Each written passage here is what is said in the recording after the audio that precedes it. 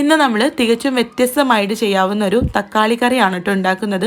രാവിലെ ബ്രേക്ക്ഫാസ്റ്റിൻ്റെ കൂടെ ആണെങ്കിലും ഉച്ചയ്ക്ക് ചോറിൻ്റെ കൂടെയൊക്കെ സൈഡായിട്ട് വിളമ്പാവുന്ന ഒരു അടിപൊളി കറിയാണ്. നിങ്ങൾ ഒരു തവണയെങ്കിലും ഉണ്ടാക്കി നോക്കണം കേട്ടോ.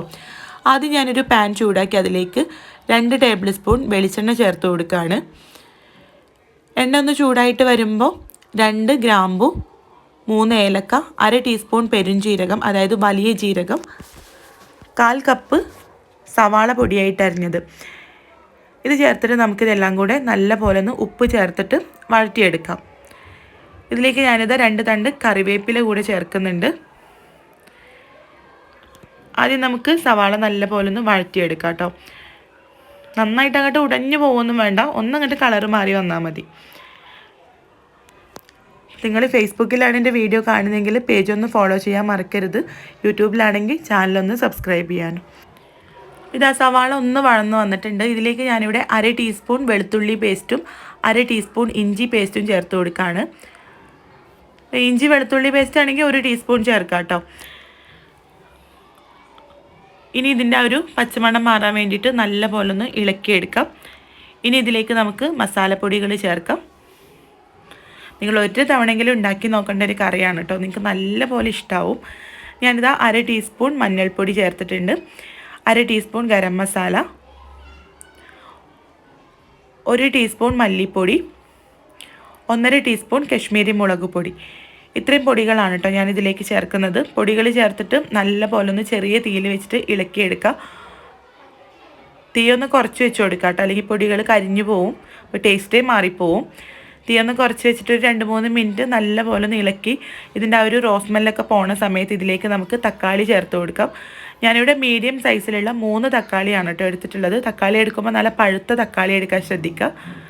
തക്കാളി ചേർത്തിട്ട് നല്ല പോലെ ഒന്ന് ഇളക്കിയെടുത്ത് ചെറിയ തീയിൽ നമുക്കിത് മൂടി വെച്ച് തക്കാളി ഉടഞ്ഞു വരുന്നവരെ വേവിച്ചെടുക്കണം. ഈ ഒരു സമയം കൊണ്ട് നമുക്കിതിലേക്ക് ഒരു അരപ്പ് ഉണ്ടാക്കണം. അതിന് വേണ്ടിയിട്ട് ഞാനിവിടെ 1/2 കപ്പ് തേങ്ങ ചിരവിയത്, 1/2 ടീസ്പൂൺ പെരുംജീരകം, പിന്നെ ഒരു 5-8 കാഷ്യൂ നട്ട്സ് എടുത്തിട്ടുണ്ട്, അണ്ടിപ്പരിപ്പ്. ഇത് നമുക്ക് കുറച്ച് വെള്ളം ചേർത്തിട്ട് നല്ല മഷി പോലെ കട്ടയൊന്നും ഇല്ലാതെ ഒന്ന് അരച്ചെടുക്കാം. അപ്പോൾ ഇത് അരപ്പ് ഇവിടെ റെഡിയാക്കി വെച്ചിട്ടുണ്ട് കേട്ടോ. പിന്നെ തക്കാളി ഉടഞ്ഞു വരുന്നവരെ നമുക്ക് വെയിറ്റ് ചെയ്യാം. തക്കാളി വെന്ത് കഴിഞ്ഞിട്ട് നമുക്കിതിലേക്ക് അരപ്പ് ചേർക്കാനുള്ളതാണ്. ഈ ഒരു സമയത്ത് വേണമെങ്കിൽ കുറച്ച് വെള്ളം ചേർത്ത് കൊടുക്കാം കേട്ടോ. ഇതിങ്ങനെ അടിയിൽ പിടിക്കുന്ന പോലെ തോന്നുന്നുണ്ട്, വെള്ളമൊന്നും ഇല്ലാത്തതുകൊണ്ട്. സ്റ്റീലിൻ്റെ കുക്കർ ആയതുകൊണ്ടാണ് കേട്ടോ. നോൺ സ്റ്റിക്ക് ആണെങ്കിൽ അങ്ങനെ ഒരു പ്രശ്നം ഉണ്ടാവില്ല. അപ്പോൾ ഞാനിത് കുറച്ചൊരു 1/4 കപ്പ് വെള്ളം ചേർത്ത് നല്ല പോലെ ഒന്ന് മൂടി വെച്ച് ഒന്നും കൂടെ ഒന്ന് വേവിച്ചെടുക്കുകയാണ് കേട്ടോ. അപ്പോൾ ഇതാ തക്കാളി നല്ല പോലെ ഉടഞ്ഞു വന്നിട്ടുണ്ട്. ഈ ഒരു സമയത്ത് നമ്മളിവിടെ റെഡിയാക്കി വെച്ചിട്ടുള്ള ഒരു അരപ്പില്ലേ, നല്ല പോലെ ഒന്ന് മിക്സ് ചെയ്തതിന് ശേഷം ആ അരപ്പ് ഇതിലേക്ക് ചേർത്ത് കൊടുക്കാം. നല്ല ടേസ്റ്റി ആയിട്ടുള്ളൊരു കറിയാണ് കേട്ടോ. നിങ്ങൾ ഇതുവരെ ഇത്രയും ടേസ്റ്റി ആയിട്ടുള്ളൊരു തക്കാളി കറി കഴിച്ചിട്ടുണ്ടാവില്ല. ചപ്പാത്തിയുടെയും പൊറോട്ടയുടെയും നെയ്ച്ചോറിൻ്റെ കൂടെ പോലും നമുക്ക് വേണമെങ്കിൽ വെറുതെ ഒരു കറിയായിട്ട് കഴിക്കാവുന്നതാണ്. ഇതേ ഒരു അരപ്പ് ചേർത്ത് നല്ല പോലെ ഒന്ന് മിക്സ് ചെയ്തിട്ടുണ്ട്. ഇനി ചെറുതായിട്ടൊന്ന് തിള വരാൻ വേണ്ടിയിട്ട് വെയിറ്റ് ചെയ്യാം. നല്ല പോലെ അങ്ങോട്ട് തിളക്കണ്ട കേട്ടോ. അങ്ങനെ ആകുമ്പോൾ ടേസ്റ്റ് കുറച്ച് കുറയും. കാരണം തേങ്ങ നല്ല പോലെ തിളച്ച് കഴിഞ്ഞാൽ അത്ര വലിയൊരു ടേസ്റ്റ് ഉണ്ടാവില്ല. കുറച്ച് ഉപ്പും കൂടെ ചേർത്തിട്ട് മിക്സ് ചെയ്തിട്ടുണ്ട്. ഇനി മുകളിലായിട്ട് കുറച്ച് മല്ലിയില കൂടെ ചേർത്തിളക്കാം. അപ്പോൾ ഇത്രയേ ഉള്ളൂ, നമ്മുടെ ഈ ഒരു തക്കാളിക്കറി ഇവിടെ റെഡി ആയിട്ടുണ്ട്. നല്ല ചൂടുള്ള സാധാരണ വെറുംചോറിൻ്റെ കൂടെ പോലും നല്ല ടേസ്റ്റി ആയിട്ടുള്ളൊരു കറിയാണ് കേട്ടോ. ഒരു തവണയെങ്കിലും നിങ്ങൾ ഉണ്ടാക്കി നോക്കണം, നിങ്ങൾക്ക് നല്ല പോലെ ഇഷ്ടമാവും.